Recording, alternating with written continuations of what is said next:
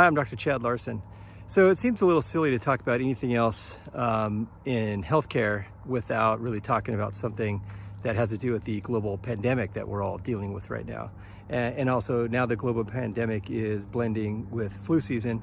And so I think a lot of people are feeling a little vulnerable with their immune system and what they can do to kind of decrease the chance of having a difficult flu season with the combination of these viruses that are out there. So I just thought I'd mention a few things that that you might want to think about, and things that are really not being talked about in mainstream media. Unfortunately, I think there's a real unfortunate dearth of information about what we can do to help support our own immune systems. So I thought I'd take the opportunity just to talk about a few of those things. First, let's set it up by discussing the immune system itself. And most of these viruses that we're concerned about with the pandemic and with the seasonal flu virus is what we call a mucosal virus. It enters in through the mucosal membrane, and the mucosal membrane is where we have like our throat and our upper respiratory tract and all that kind of stuff. And so that's what it enters in through ways that we ingest it. So there's kind of three layers that I want to mention, and then we'll talk about ways that we can help to support those three layers of your immune system. On the top layer, we have mucus. This is the mucosal immune system, and there's literally mucus that sits right on top of the mucosal surfaces, and this mucus literally can work like a trap for these pathogens that enter into our system. So pathogens like viruses hit that mucus, and oftentimes if there is a robust amount of mucus, the mucus can literally drag the virus right out through the digestive tract, and you're all good. Your protective layer worked. So what happens though if it penetrates past that mucus layer? If it goes through the mucus layer, it goes through the next step, the next sort of layer down, which is the mucosal immune system, with a key part of your immune system called immunoglobulin A, or IgA, is the dominant kind of immune layer in that mucosal immune system. And IgA works literally like a barricade. It barricades the next layer down, which is your epithelial cells. So you have the mucus layer on top. Underneath that, you have the mucosal immune system, where you have IgA just kind of lined up like soldiers along the edge of your epithelial cells. And the epithelial cells are what actually make up the lining of your upper respiratory system. So your body's really trying to protect those epithelial cells.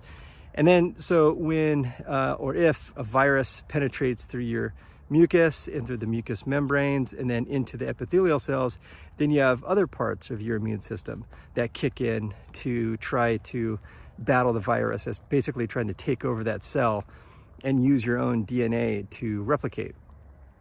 So what can we do about that? So there's a few things to think about there. Let me give you 5 different sort of steps or strategies that you can do to really help bolster your mucosal immune system. Number 1 is stop eating sugar.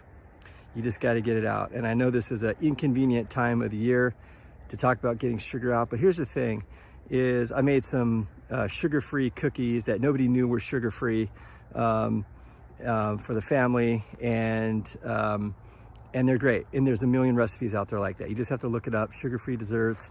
I used one, it's like these pumpkin sugar-free cookies, and they were super good, and they tasted like they had sugar in them, but they didn't. So they had no effect on our immune system. And so just Google those, they're all over the place. Lots and lots of ways that you can make these cookies and other desserts. Because I get it, this time of year, like you want to indulge, I want to indulge, it's just part of the season, but you want to do it in a way that you're not going to suppress your immune system, because then that just makes you a vulnerable host to these opportunistic viruses that are out there. So that's number 1. Number 2 is you got to get good sleep. Sleep is the Swiss Army knife for health. I stole that term from Dr. Matthew Walker, sleep specialist. Sleep is the Swiss Army knife for health. There's so many things that happen during good sleep that really helps to regenerate and repair the body. It's also, I think a lot of people are experiencing extra stress this time of year and this particular year. And sleep is a fantastic kind of reset for our stress system. So you really have to protect your sleep like your life depends on it. That's how key it is. Try not to go to bed tipsy. Alcohol, we know, really interrupts proper sleep, not only the quality of the sleep, but also the quantity of the sleep. So you want to make sure and not overdo the alcohol, especially in the later part of the evening, so it doesn't interrupt that important sleep. Number 3 is exercise. And this could be as easy as just going for a walk. Just a basic kind of leave the house, go for a walk. That will check the box. If there's other ways of exercise that sound good to you, then do that. Whatever it is, get your body moving. It's so key for your mental health, for your physical health. We know it has a direct effect on the immune system, so that's super key.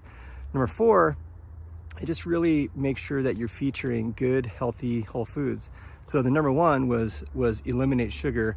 Oftentimes when diets are studied and they say, okay, this diet, whatever, vegan diet did this, a paleo diet did that, a ketogenic diet did this, what they tend to all have in common, why there's positive benefits kind of no matter what diet you choose, because all the good ones basically have a really key common thread, and that is they're all eliminating the junk. So that's why that's number 1. Eliminate the sugar and the processed grain type foods, and really make sure you're featuring whole foods.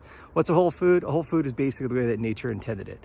If it looks like a food that nature would make, then that's a whole food. If it's something that's in a box and it's in the shape of like a square or something, like that's not food. That's not whole food. That's processed in some way.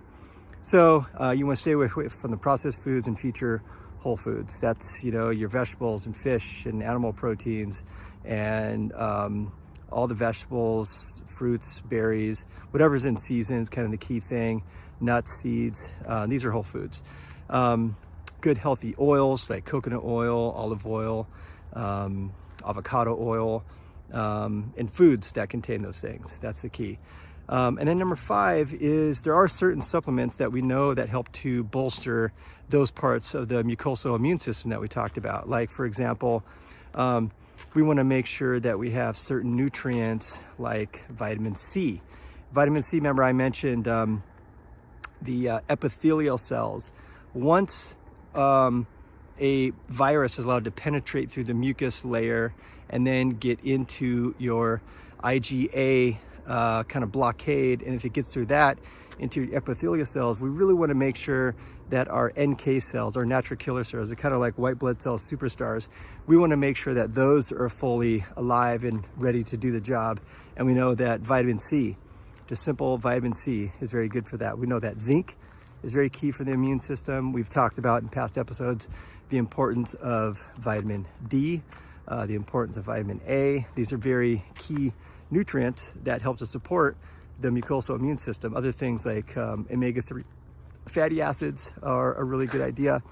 I'd say some nutrients that would make these sort of honorable mentions would be, and these are ones that I use in my practice pretty frequently, is quercetin. Quercetin is a very unique bioflavonoid that we know has very direct effects on supporting the immune system. I oftentimes use botanicals that I've also featured on individual videos like sambucus or elderflower and elderberry.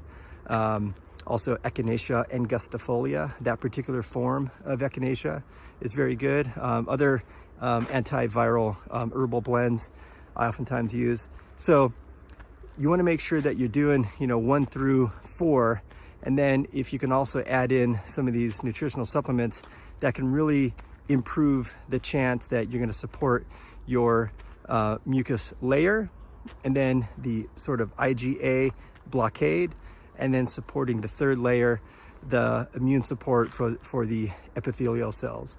So those are specific recommendations relative to your mucosal immune system, because these are mucosal viruses that we're concerned about. So hopefully that gives you some information about that. And I wanted this to be a little bit different than what you're hearing about just sort of in mainstream, because we're all being hit over the head with masks and social distancing and all that kind of stuff. And of course that makes sense. But this is a little something different that is not being really talked about very much. So hopefully that helps. I'll keep reading the studies and bringing you the information. Until then, keep it real.